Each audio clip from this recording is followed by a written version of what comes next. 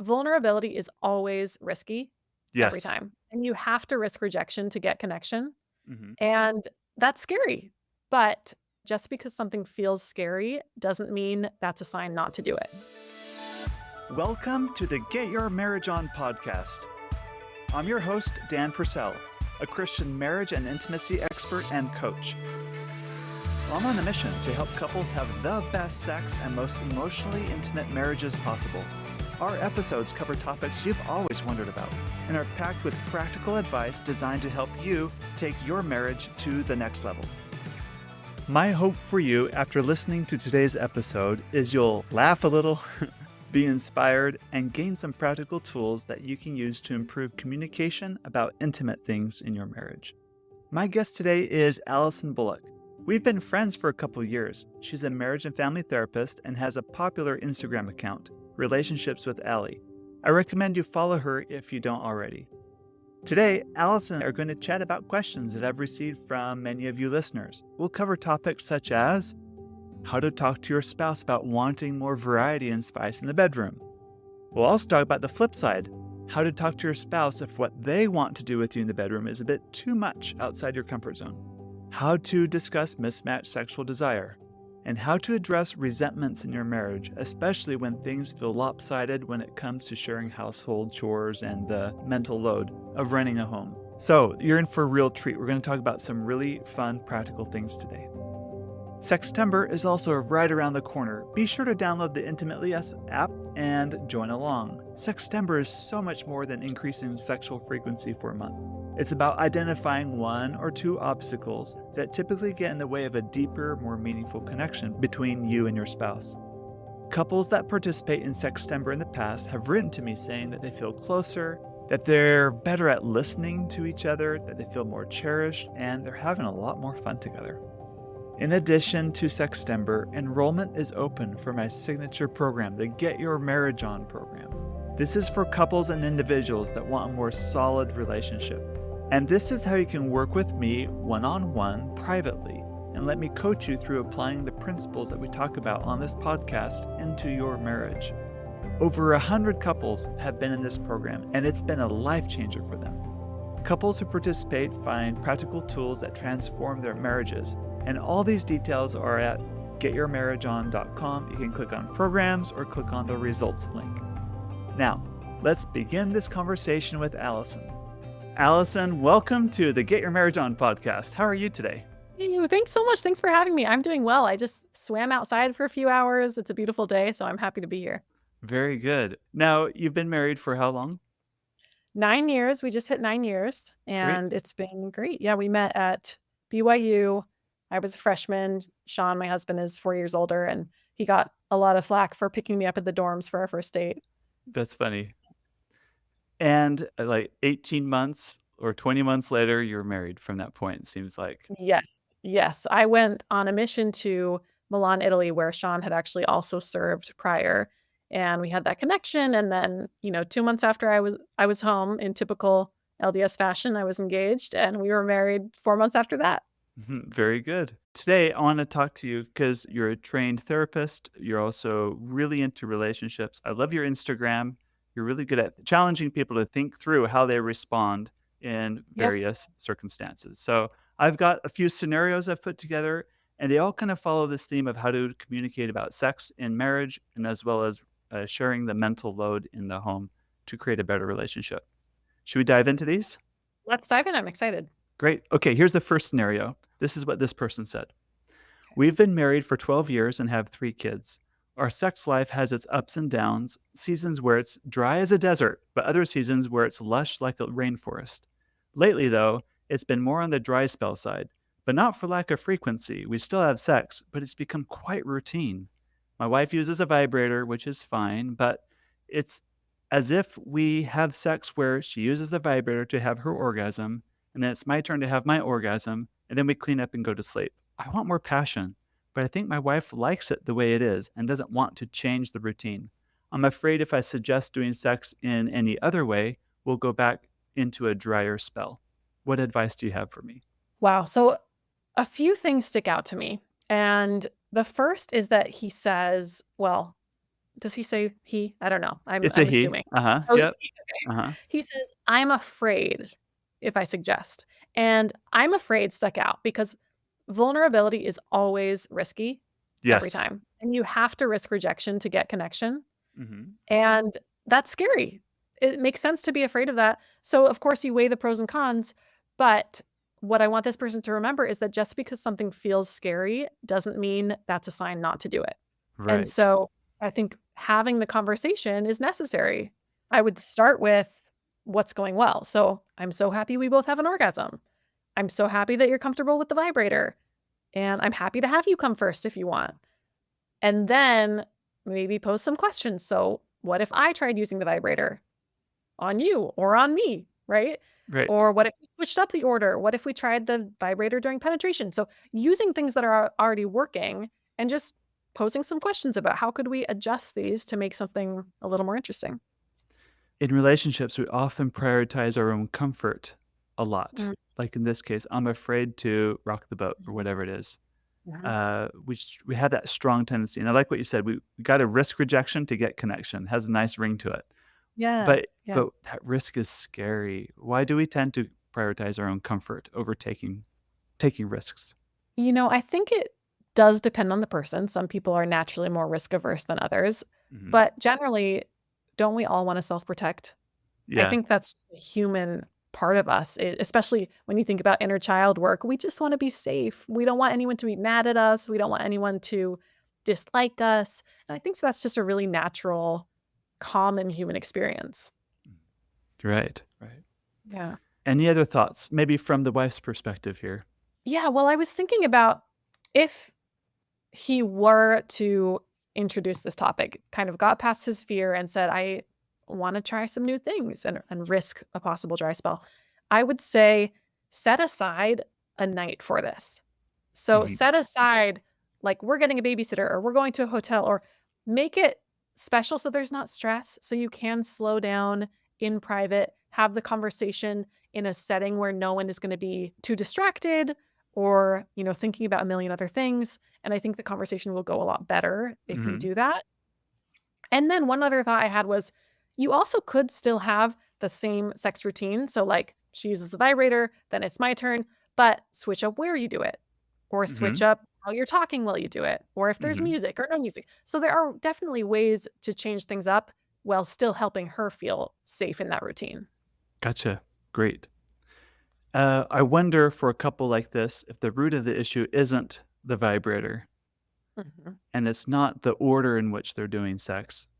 It's that they're both unwilling to extend themselves to be a little more Mhm. vulnerable so that there's a Yeah. little more passion in the relationship. Yeah. Do you find Yeah. that in couples you work with too? There's this, the amount of risk you're willing to tolerate is highly correlated to the amount of passion the marriage can handle.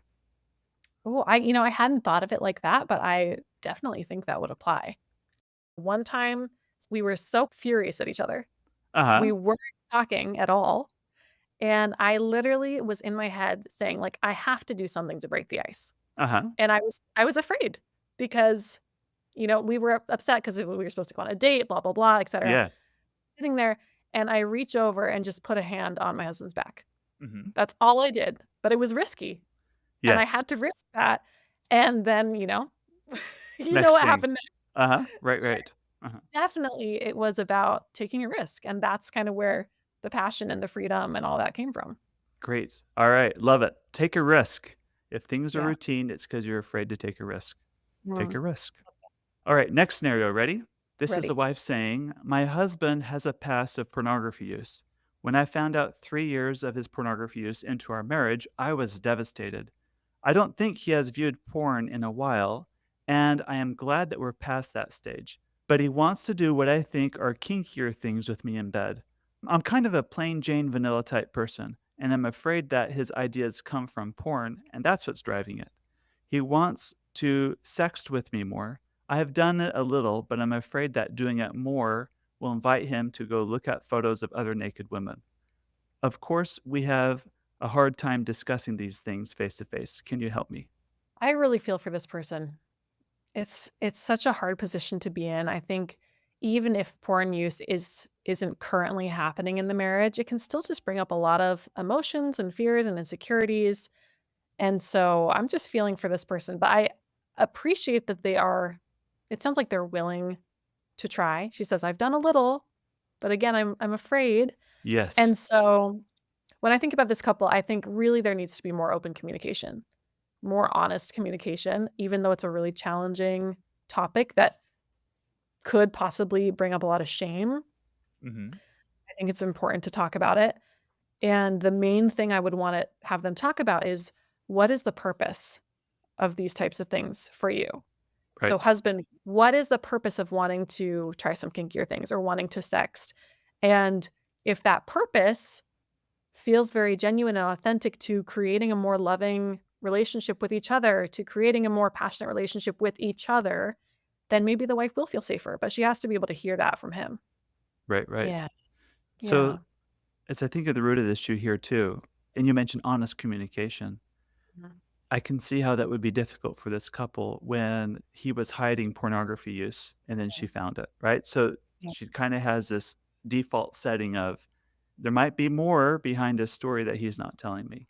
So when he Right. says, I want to try kinkier things, she can really think like there must be more. He might be talking to people that I don't know about. He might be looking Yeah. at things that I don't know about. Where's this idea coming from? So her Totally. defenses really go up. Yes. Which is Yeah. natural, I think. And maybe for her part, she hasn't been completely honest with her ambivalence over the sexting Mhm. thing. Like, I kinda want to, I kinda don't, but Mhm. it hasn't been expressed that I'm afraid to do this out of fear of maybe hurting his feelings too. I might be Yeah. reading into this too. Yeah. Yeah, or even, "I really don't want to do this, but I'm afraid if I don't, will there be consequences?" Yeah. Yeah. And Yeah, yeah. another That's person yeah. honest. Yeah, that Right, is honest. right. I One thing you said made me think, if he's bringing these ideas up kind of out of the blue, Mhm. that is going to cause some red flags to go up for her, like you said, of, Right. "Oh, did you watch something new? Like, where is this coming from?" And so, if I were this couple and I wanted to be able to be more exploratory, maybe do some things we haven't tried before, I would suggest maybe they read a book together, Mhm. a book they're both comfortable with, that talks about some of these ideas. That's And good. then they know this is where we're getting this information from. So they're Mhm. kind of on the same page about it, and Uh-huh. it doesn't come as like a shock or maybe this ambiguous, scary thing. Great. Or he could carefully select the book, read it first, highlight dog eat ear the page, and say, "Let's read this together." Just kidding. Yeah. That's manipulative. Don't do that. I've done that before. But Oh, that's no. the idea, right? If it's Right. a neutral third party suggesting, it's different. But about the out Yeah. of the blue thing, I think it is a common pattern where it feels out of the blue to the wife, like, "Where did this come from?" But the reality is he's been thinking about it for months, mulling it Mhm. over. Do I say anything? Do I not? Do I say anything? Do I not?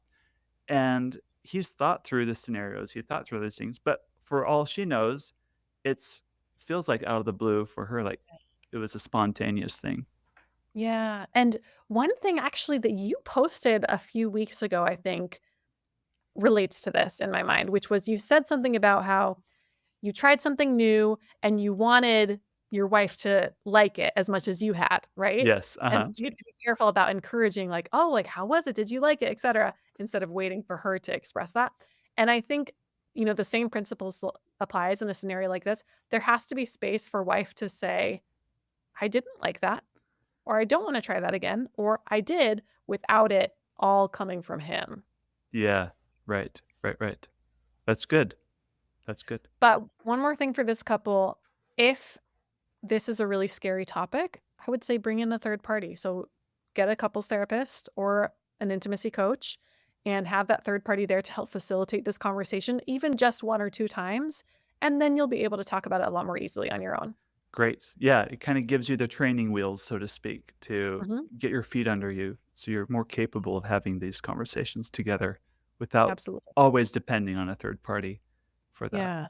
There's also actually a resource that I use with a lot of the couples I work with. It's called the Sexual Genogram, Mhm. and it's 35 questions that ask all sorts of things about your sexual beliefs, your sexual history, your experiences, the messages you received from your caregivers about sex. And that is a resource I direct couples to. Like, fill it out and read your responses to each other. And that's a safe place to start just to learn a lot more about where does this stuff come from? That's cool. That does help. That's great. And in the Intimately Us app, we do have what we call the sexploration list, and Oh, that's where cool. you fill out a questionnaire, she fills out the questionnaire, or your spouse does. I mean, you do, your spouse does, and you can compare your answers. And there's, you know, different packs of questions for all different aspects of marital intimacy and sexual intimacy too. That's a, Amazing. That's such a good resource. so you can kind of understand where you're coming from. It's like a yes, no, maybe list, but Yeah. uh, Yeah. in depth. Yeah. It's just a good conversation starter to then dive deeper into those topics with each other. But again, it comes back to courage to be honest. Mhm. Can I honestly talk about where these are and honestly say, no, I'm not interested in that, and Yeah. that'll be okay too. And then as painful as it may be, maybe part of that honesty, I don't think this is always the case, but maybe part of the honesty is, yeah, I did see this somewhere, or I did learn about this somewhere in the past, and that was part of my story, and Yeah, that's here on the table now, and I know that that is hurtful, and can we have a conversation about it? that's right. And perhaps another way to look at it too, not to disregard the hurt that this couple has experienced because of the impact of the pornography use. Like setting that aside just for a minute. In the end, sexual behavior, whether it's portrayed in pornography or that you, as a couple, Mhm. creatively Mhm. create yourself, like Right. the source matters less Mhm. than what meanings you're creating doing it. Like Totally. Totally. even missionary position, vanilla sex, I'm sure is Yeah. in some pornographic depictions. Yeah. It Yeah. doesn't automatically make it evil or wrong. Yeah. Or couples that really enjoy oral sex, that might be depicted too. They might get the idea, but it just spoke to their eroticism. Now they Right. incorporate it into their relationship, and they find a lot of goodness in that too. So Right. you look to the fruit of what it does more than the source and where it came from, I think. Yeah. Yeah. Especially going back to the idea of talking about the purpose. What is the purpose of this for us now and from this point forward, right? We have our past and we're working through that, and how can we go forward now? I like that. Purpose, it's like a purpose driven approach Yeah. to what we're going to do in bed. Great. Ready for the next scenario? Yeah, I'm ready. I feel guilty that my libido isn't the same as my spouse's. How do I get my libido higher to match?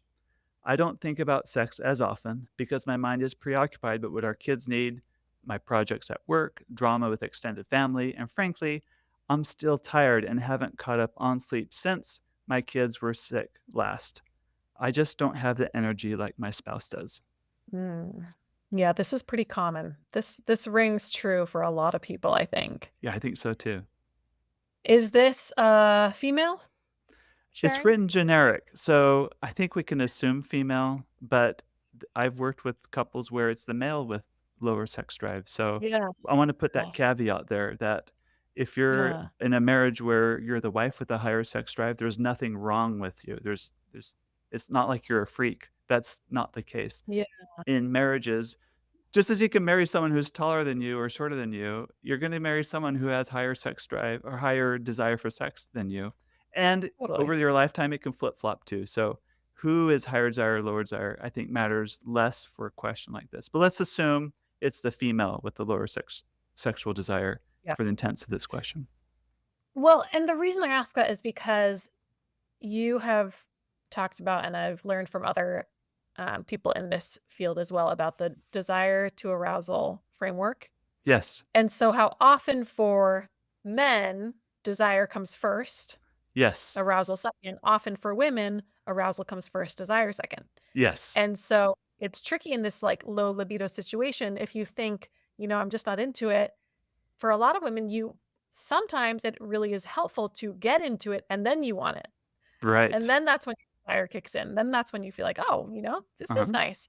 And so, that's why I think scheduling sex can be really helpful for someone in this situation.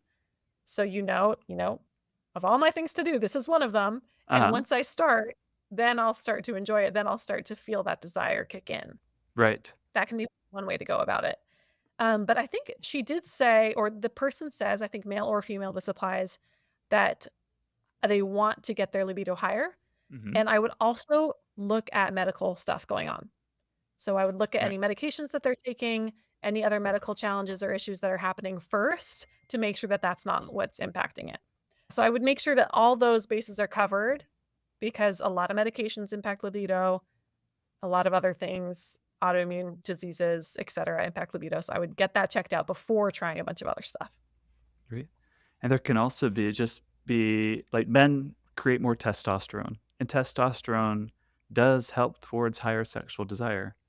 So she's probably married to someone that just has more desire abundant because his body creates more of a climate where he can move towards that a lot easier. Right.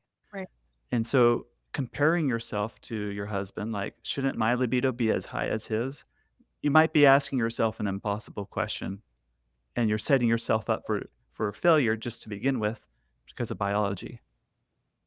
Totally. That word guilty at the beginning caught my eye Mhm. because you absolutely should not feel guilty about your libido, right? We don't want Right. anyone to feel guilty about this. We want varying libidos to be normalized and for you to feel like this is fine if this is where I'm at.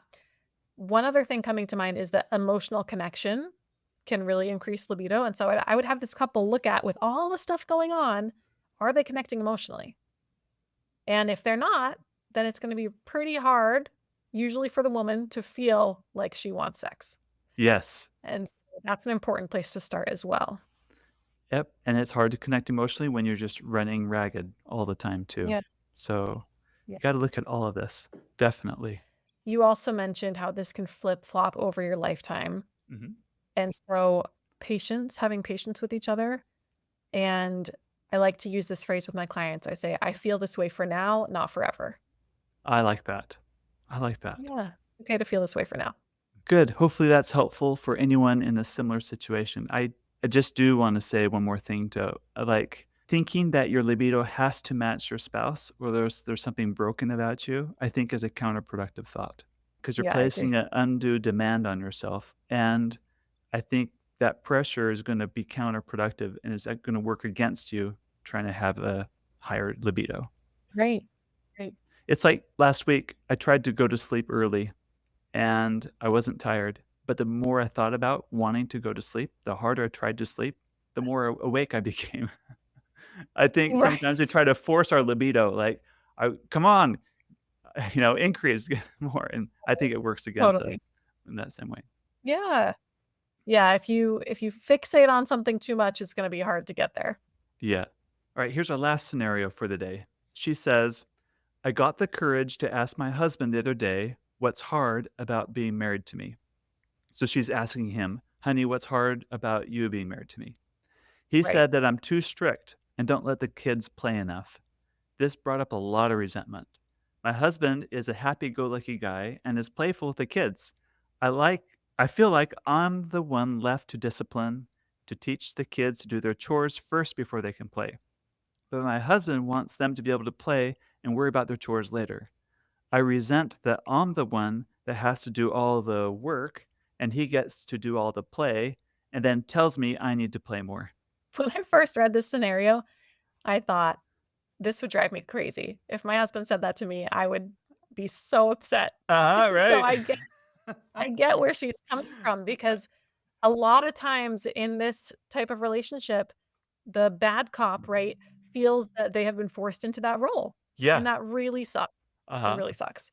And then to be It's told, hard. "You're the bad cop, stop being the bad cop, and you can't have 2 nice Yeah, cops." yeah, exactly. Uh-huh. I mean, there's this phrase you hear all the time, which is, "If I don't do it, it won't get done." Yes, all the time.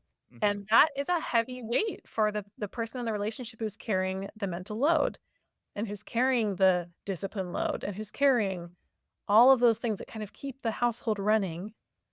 It's Yes. really, really hard to stop and then watch chaos happen. Mhm. Mhm. And so a few things they can start with, I think. First, open dialogue. So in this case, a book I would recommend to this couple is called Fair Play. Uh-huh. I've And read that have you book. read that? Yes. Uh-huh. Okay. Yeah. Okay, I think I don't agree with everything in the book, and I think it can come off as a little bit sexist Feminist, in very, ways. very strong feminist. It can come across that Right. way, uh-huh. It can come across that way, but I tell my all my male clients, "You're gonna feel defensive. when you read this book, Uh-huh. but I want you to work through that and read it anyway because I think the insights are so valuable in helping you understand where your wife is coming from. Right. It Right, talks right. about so many of these mental load challenges and the kind of unfair position that many women are put in. So, anyway, open dialogue. Maybe they read that book together. Maybe they go to therapy and talk about these issues. Can I But talk a one little other about fair play thing, just a little more? Like what I got yes, from that please. book? I got a Yes. lot of ahas out of that. And the first Mhm. one is, yeah, I get men and women are equal. Yeah, yeah, whatever. But my behavior didn't match it when it came to use of time. And this book really helped Yeah. me see that. I would count my time, like my dollars per hour, so to speak, as more valuable Right. as my Right. wife's dollars per hour. Kinda like as a Right. business owner, you have employees that earn less for those are the ones doing more of the menial errands compared to Yep. your higher paid people who are gonna do more thought work, right? I treated Yeah. my wife as the employee with that's does the menial work in our relationship, Totally. and it wasn't fair because I was spending my, it was the way I just thought an hour of my time is more valuable than hers. It wasn't equal. And so that book really woke me up to that fact, and I'd like to say I've mended my ways and much better at sharing the load in those aspects. So that's helped us. Yes, my favorite chapter from that book is the toxic time myths chapter, where they go through all of those time related things. I think it's so helpful. Right, So helpful. right. For this person, a few reflection questions to ask herself might be, where did my, quote, strictness come from? Mhm, Or where does my desire for control come from? mhm. And I don't ask those questions to have her feel like she's the problem or blame her, but Uh-huh, I do think it's helpful for people to self-reflect and understand maybe this is because this is what I saw my mom do in our relationship, uh-huh. or maybe this is what I feel like is expected of me. Mhm. And to be able to understand that and do that and then let some of those expectations go Right. might help her find more areas to play in the relationship or in the Mhm. family. There can also be an overfunction, underfunction dynamic in this marriage Mhm, mhm. where the overfunction means you do more than your share and underfunction you do less than your share. But we do it on purpose to deal with anxiety.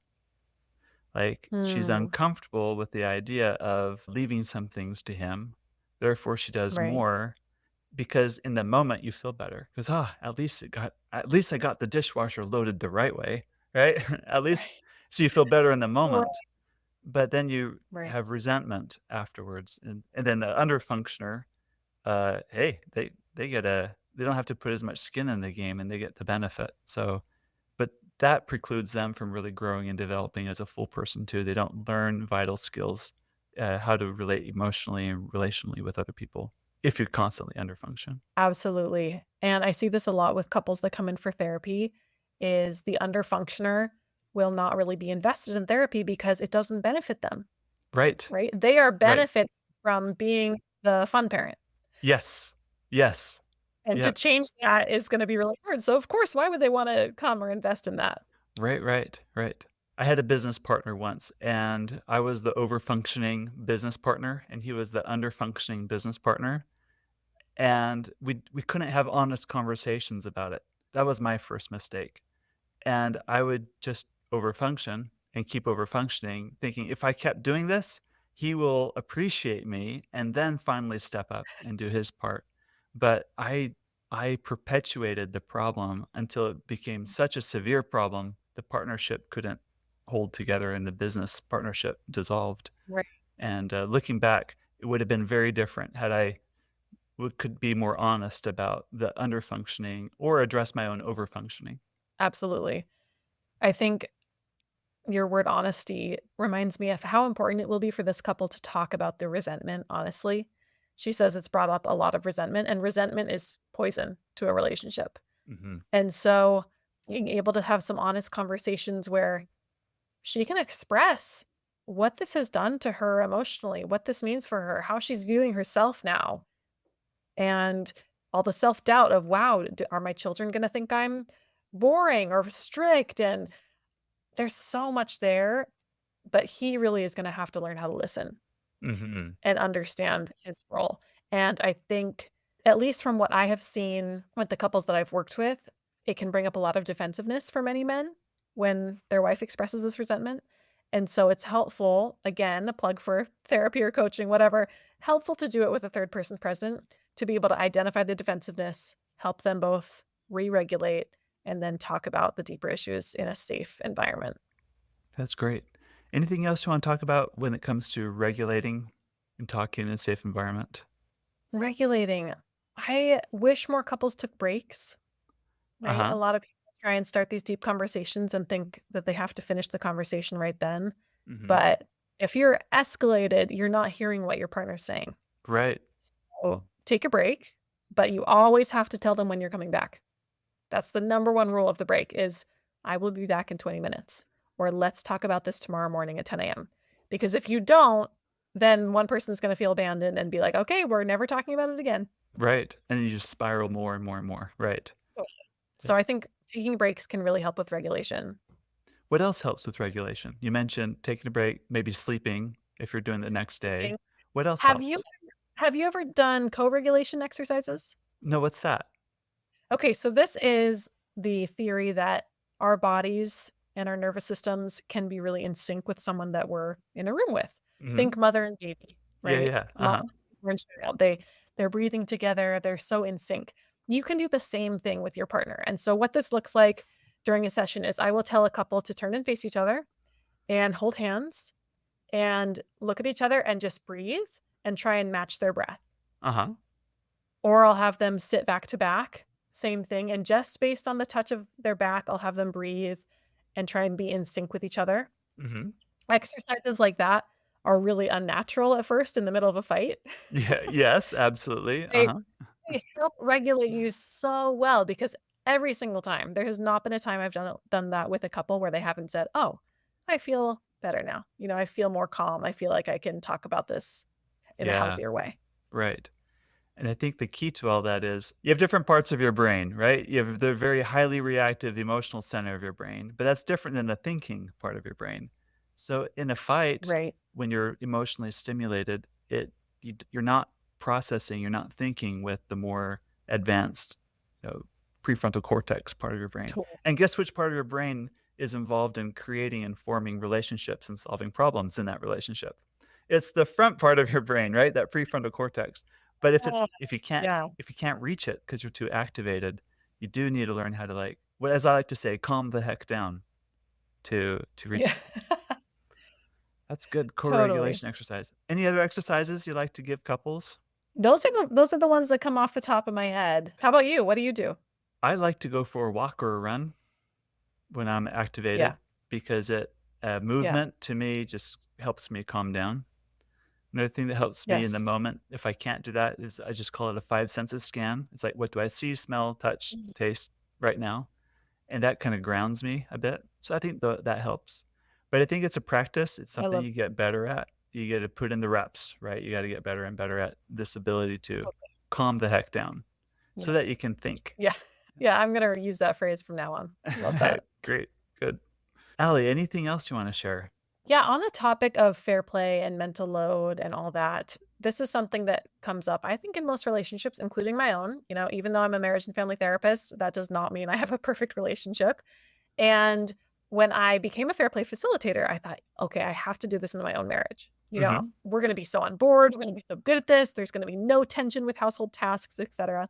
Uh-huh. And the first time I sat down to do the exercise with my husband, we got in a fight and we didn't touch it for months. We Okay. did not.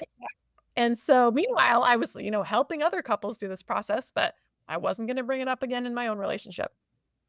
Finally, we decided once a month on a Friday night, we're going to do a fair play date Uh-huh. where we're just going to choose two of the cards, which once you read the book, you'll know kind of what I'm talking about. But two of the cards means two household tasks. Uh-huh. And we would go through and decide who's going to do what, what's it going to look like, what do we agree on, what's the minimum standard of care, which is basically to what level of perfection do you need to do this task for it to count Uh-huh. or be a success. Uh-huh. And so when we came back to it, and we decided on 4 tasks: dishes, laundry, cleanup, and cooking. Uh-huh. Okay, dishes, laundry, cleanup, and cooking. And I will tell you, after about 2 weeks, my husband said, "This was life-changing. Like, I love this system." Huh. And he totally changed his tune, where the first time we tried it, it brought up a lot of defensiveness, a lot of resentment. Once we actually implemented it, it made such a difference because we both knew who was doing what, Mhm. and it actually allowed us to be more flexible. Because a lot of people think, well, if we're so strict about who's doing what, but something comes up, how do you deal with that? But that doesn't become an issue because when you know what you're responsible for, Uh-huh. then you're able to ask for an exception, Right. and you're able to say, "Oh, and I know that I'll do this next week because we have this agreement." Uh-huh. And you also feel like your partner sees you, they see your contributions, they understand how much you're doing, and yeah, I just highly recommend it to couples struggling with household labor, mental load, all that stuff. That's cool. I have a product on my website. It's like that. It's a mental load activity for couples, but we have a template that you attach sticky notes to, and you put it in through your printer at home. So it prints out all those Okay. cards, so to speak, on sticky notes. Then you can find a blank wall in the house, in your bedroom maybe, or on the back of your door, and then Yes. you can put the sticky notes on the sides that you want to. But in practice, I what love helped you and your husband is instead of trying to tackle the whole elephant in one sitting, looks like you just started with 2, and then you added 2 more, right? yes. Mhm. And actually, we've only kept those 4, and we're getting to the point finally where it's routine enough that we'll be able to add a few, Great. but when you try and do it all at once, it's not gonna go well. Okay. So in real life, Um, if you're listening to this and you wanna fix this in your marriage, start small. You don't have to take everything all at yes. once. So, what are you in charge of? What's one thing you're in charge of at your house? Great question. I'm in charge of our laundry. I cook a few times a week.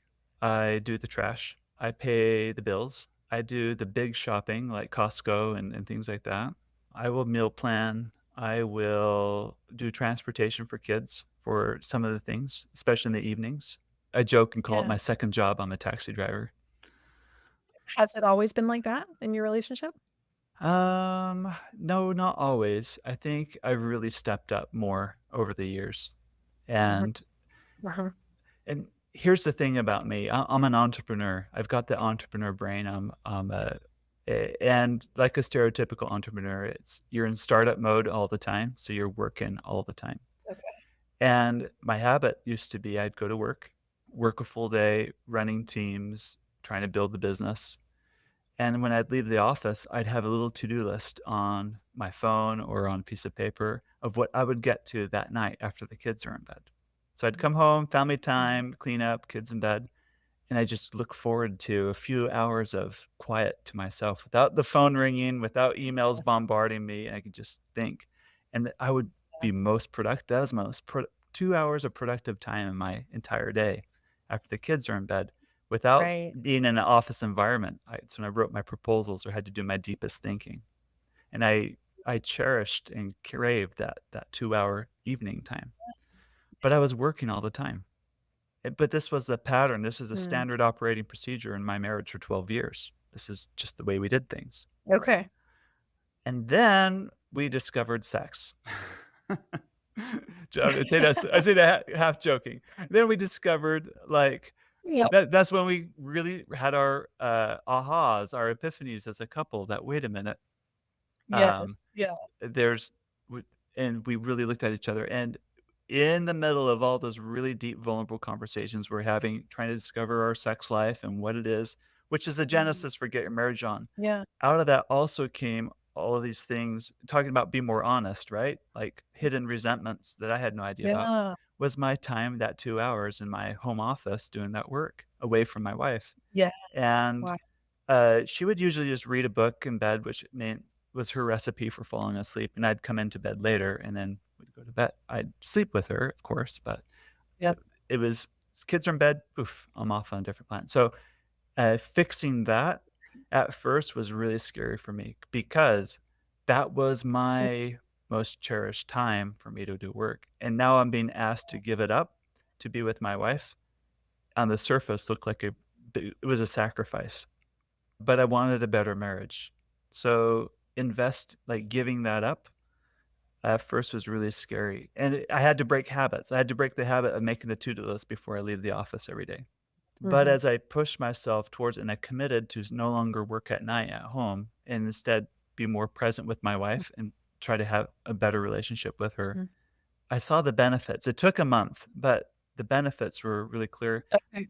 But it had a side benefit that I didn't recognize at the time is constraints are actually good for people. Constraints force us to Mm. think, to decide, and make decisions that we wouldn't see other ways. So now that I took my typical 12-hour workday and shrunk it to 10 hours or whatever it was, I had to get Yeah. just the same amount of work done in less amount of time. Well, that forced me to be more Ah, productive yeah. when I was at work so that I got more Okay. done when I Right. was at work. So when I was home, I could actually really be home and be fully present at home. So that was my experience I through all love this. that. And I think the takeaway from that for me too is that when you prioritize sex and intimacy, like, all the other things will come up, Yes, it You have does. because that's the most vulnerable you can be, and so Right, I think right. with the work you're doing is amazing. You're probably helping couples in so many more areas than just the bedroom. And it's funny, I'm glad you said that. People do think I'm in the sex business, but I don't view it that way. I'm in the people Mm, development business. But the most effective and fastest yeah. way to get to that, I think, is through sex because just like we Yeah, said, it hits on all of the points. yeah. So, Love that. So cool. Allison, this has been such a great conversation. Where can people go to learn more about you and what you do and the therapy you provide? So you can find me in 2 main places. On Instagram, I'm Relationships with Allie, and I provide all sorts of little tidbits, communication tips, couples therapy tips. And then on my website, AlysonBullock.com, ALYSON, I have a few different offerings, a few different ways that you can work with me. And my favorite that I would love to get more clients with is called my relationship consultation. And this is a 90-minute consultation. It's a one-time session with me and with you as a couple or as an individual. We tackle one issue, one problem, and then you leave with a 1 to 2 page document of next steps, resources, and it's such a cool offering, I think, for couples who don't feel that they need therapy, Uh-huh. but they just have a little block somewhere. So I would love to meet you if that is something that interests you. That's great. Very good. Thank you. Thank you for listening today. We have a tradition on this podcast where I read a recent review. Those whose reviews get read can email support@getyourmarriageon.com, and I will personally mail you a gift to thank you for your time and for your review. This week's reviewer said this: "Great episode, really spoke to my heart. I'm a victim of childhood sexual assault when I was 9 years old. Thank you for that episode. You have an amazing podcast. Since that assault, I've been basically asexual. My wife is not a fan of my asexual feelings. I'm hoping that your podcast will get me back in the game." I'm so sorry to hear about your sexual assault as a child. That is horrible, and no one should go through that. And I'm sorry that you've had that. I'm also grateful to hear that this podcast is giving you some hope that there's actually more available for you, that you're not stuck or you're not tied to your circumstances. I am passionate about this work of helping couples have the absolute best sex and intimacy in their marriages because I believe it blesses not only the couple, but many generations afterwards. And the reason is good sex is really good for your brain. It's good for your health. It's good for your children and your grandchildren. It's good because good sex requires you to be honest, requires you to be a good listener. It pushes you to become more caring, more benevolent, and just to be more virtuous and a better person as a result.